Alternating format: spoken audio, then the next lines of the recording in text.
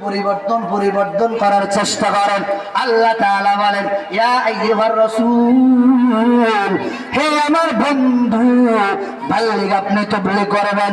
এ দুনিয়ার মানুষ, তাবলীগ করার জন্য কেউ বলে না, স্বয়ং আল্লাহ পাক রব্বুল আলামিন তাবলীগ করার জন্য বললেন। আল্লাহ পাক ভিন্ন জায়গায় বলেন, ইত্তাবিউ মাল্লা ইয়াসআলুকুম আজরান ওয়া হুম মুহতাদুন। আল্লাহ পাক রব্বুল আলামিন বলেন, হে জগৎবাসী, হে বনি আদম, ইত্তাবিউ, তোমরা ওদেরকে অনুসরণ করো, ওদের পিছনে পিছনে চলো।